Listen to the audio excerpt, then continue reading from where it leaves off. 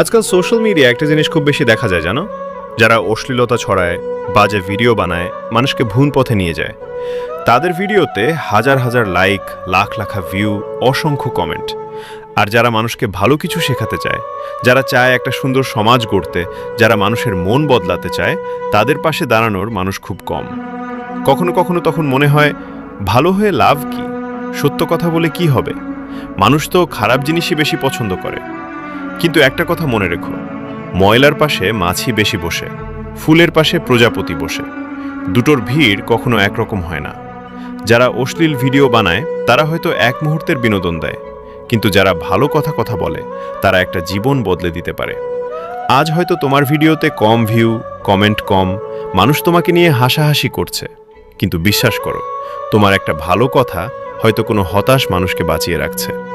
এই পৃথিবীতে খারাপ জিনিস খুব দ্রুত ছড়ায়, কারণ মানুষ সহজ আনন্দ খোঁজে।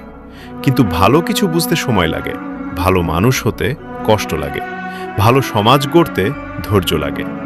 একটা সময় ছিল শিক্ষকের কথা মানুষ মন দিয়ে শুনত, বই পড়ে মানুষ জীবন বদলাতো।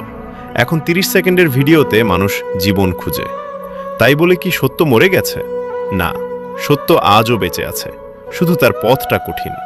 তুমি যদি সত্যিই মানুষকে ভালো কিছু শেখাতে চাও, তাহলে মানুষের লাইক দেখে থেমে যেও না, কারণ লাইক সবসময় সত্যের প্রমাণ না।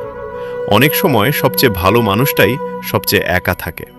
দেখবে, যে ছেলে সারাদিন বাজে ভিডিও দেখে সময় নষ্ট করে, রাতে ঘুমানোর আগে তার মনটা খালি লাগে। কিন্তু যে মানুষ অন্যকে ভালো কিছু শেখায়, তার ভিতরে একটা শান্তি থাকে, কারণ সে জানে সে অন্তত কাউকে অন্ধকারে ঠেলে দেয়নি।